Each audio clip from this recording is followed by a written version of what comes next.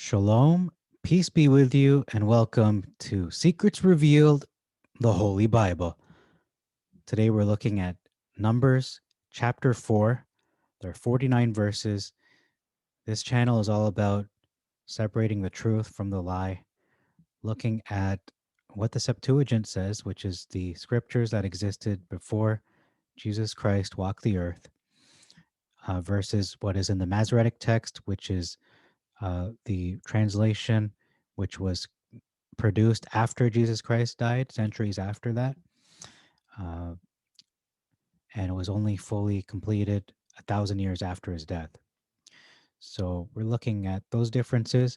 And to save you some time, I'm going to put in the description box the full, complete differences that I've noticed, but those minor differences will be included with the major differences. For the purpose of this video, I'm only going to look at the significant large differences, the major differences.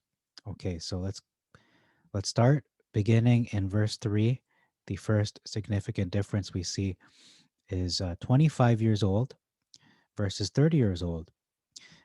They go in to minister in the tabernacle versus enter into the host or the people. I'm not sure how they will enter to the people, but I guess they're attending to them perhaps. Let's repeat that last thing I just said.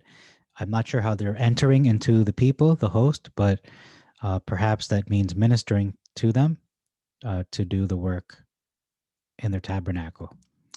Maybe the host is a way to describe the tabernacle. I'm not sure. Okay, moving on. Continuous big difference is it says here the tabernacle of witness versus the congregation. So we're going to see that continually being a difference in this chapter and both translations. Tabernacle of witness versus tabernacle of the congregation. So it's not just the tabernacle of witness. It is, I should say, it is the tabernacle. It is the tabernacle of witness, rather, not the tabernacle for or of the congregation. It is for the witness of the Creator, Yah. Verse 4, significant difference here. The works of the sons of Kohath or Caath. It is most holy versus the most holy things. So what is the difference here? The difference is their work, the sons of Kohath, is holy. What they do is holy. The Masoretic is saying, well, their work, their service is the holy things. Not that their work is holy, but the holy things is their work. Okay. Let's look at verse 7. Significant difference here. We see a purple cloth of all purple versus a cloth of blue. Again, different colors. I know it may not seem like a big difference, but it is if you're actually there. You're going, is that dress purple or blue? No, it's purple. So that removes the contention there, the controversy. Censers, cups versus spoons, bowls, and then a continuous significant difference is vessels. Let's look at this verse here. It says, covers to cover withal, and the continual bread shall be thereon, versus and the vessels with which one offers drink offerings. So you can see the drink offerings was omitted from this verse, and the continual loaves shall be upon it. So it's expressed a little differently than just bread. It's loaves. So multiple, plural. And then we see here in verse 9, a continuous significant difference. Funnels versus tongs. Okay, not a big difference, but I noticed that as a significant difference because a funnel, if we look in our vernacular, we know what a funnel does. Funnel's liquid. A tong is something you grab an object with. So those two objects are very different in form and function. Verse 10 is a continuous big difference. We see here, put it on bearers. They shall put it on bearers versus they shall put it on a bar. Okay, a bar, so one bar. Okay, again, that's very different in form and function. A huge difference in verse 13, we see here, he shall put the covering on the altar. Okay, versus they shall take away the ashes from the altar. Okay, so are you putting the covering on or are you taking away the ashes? Well, we can see the Septuagint is correctly saying it is you put the covering on the altar. You're not taking away the ashes. You're putting the covering on it. And they cover it with a cloth of all purple. So it makes sense in the context of it. Looking at verse 14, I'm going to ignore that one, omit. There's an omission in verse 14. They shall take a purple cloth.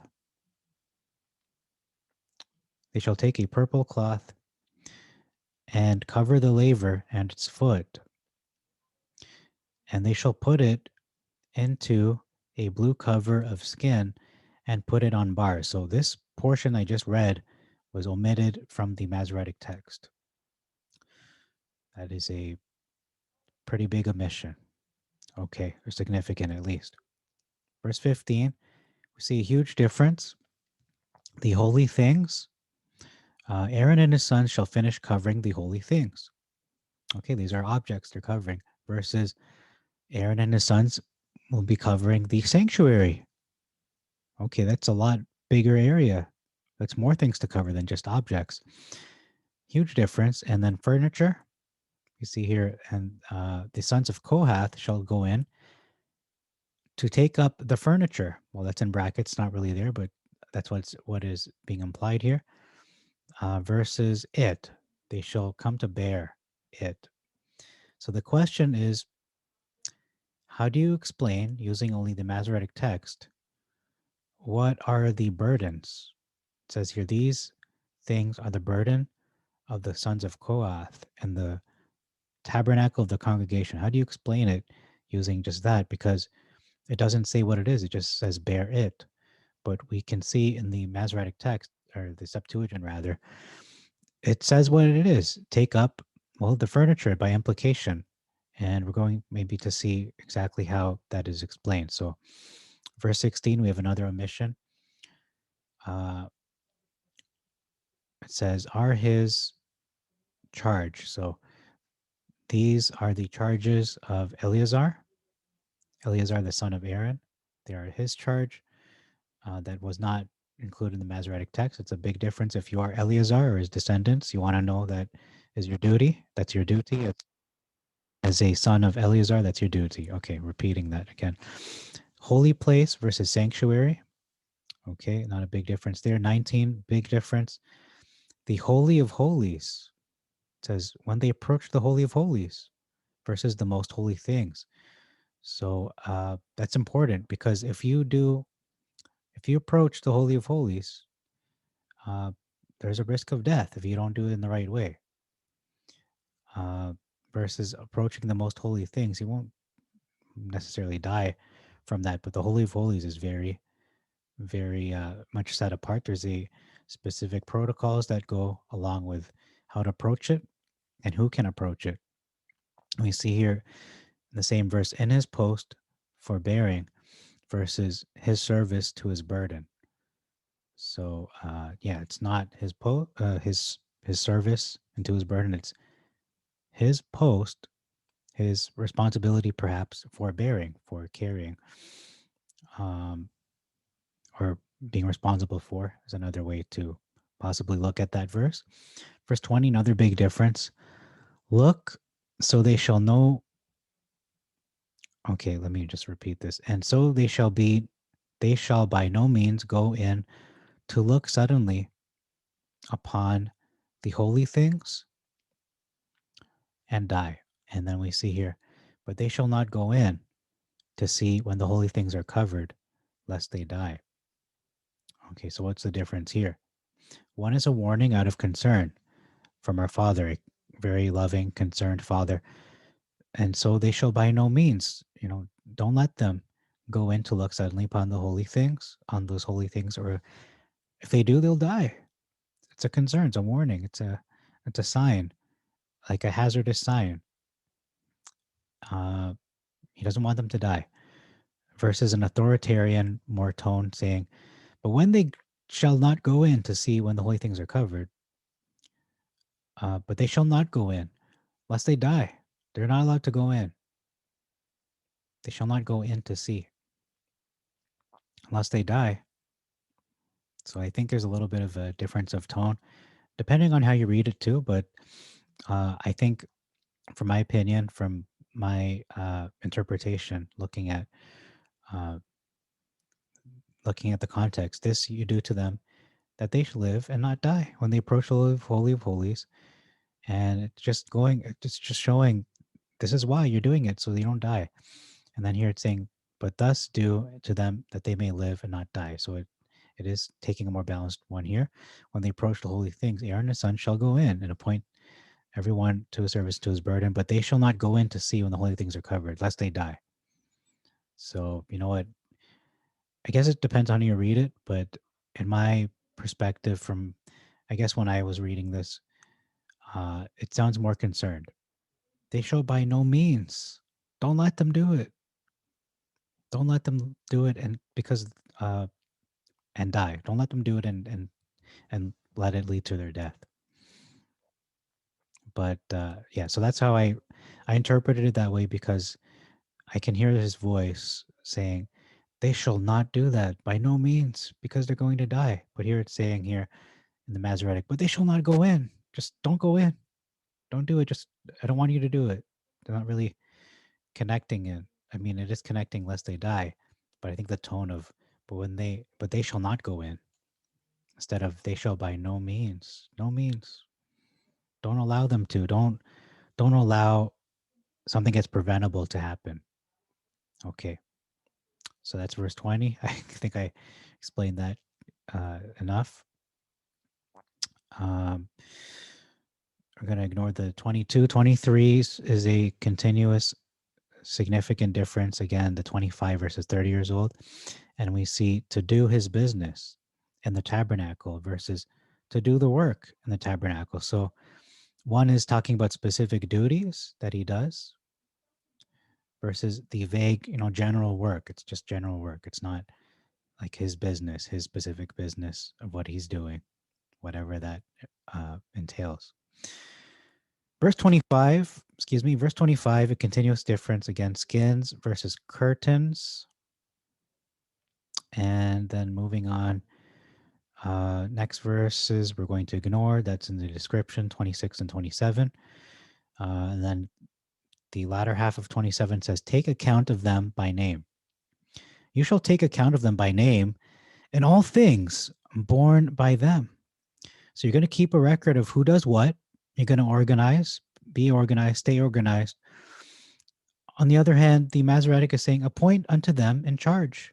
So set someone over them, assign them burdens. It's not very specific and not as organized. You just appoint someone, appoint to them someone. It's not saying you're going to take account of these people by name, sons of Gershom. But okay, actually, that's kind of disingenuous. It does say here in the Masoretic, all the service of the sons of Gershon, you shall appoint to them the sons of Gershon in all their service. Okay, appoint unto them in charge. Okay, appoint unto them. So it could be appoint someone over them in charge. So set someone over the Gershonites and assign them burdens versus you're keeping a record of what the sons of Gershom are doing, who does what, and you organize. So yeah, it is much more organized. It's less nebulous and less vague. And verse 31, significant difference here, chapiters versus boards. If you know anything about architecture and chapiters, you'll know these are very different things in form and function, aesthetics. We have an omission here, curtain of the door of the tabernacle is not there in the Masoretic 32. Another omission, pillars of the veil of the door of the court. And then verse 37, jumping ahead there, the next difference is a word, numbered them by the word of Yah versus the commandment of Yah. Verse 47, service of the works versus service of the ministry. And then the charge of things that are carried versus the service of the burden. So, I mean, I think burden is an ancient term to mean things that you carry, but because of our modern vernacular, there's a little bit of confusion that is potential. There's potential for confusion because a burden can be seen as just negative, a negative connotation. So it may not be clear. I mean, these are similar in my mind, but to someone from a more modern viewpoint, they'll say, okay, this is a burden. It's not something we want to do. It's not pleasant. No, it's the service of the things you lift. Okay, so it's pretty much saying the same thing, but I have to clarify that because of how definitions continue to change over time. Verse 49 is the last verse we're looking at. He reviewed them. So who is this talking about? Moses or Aaron?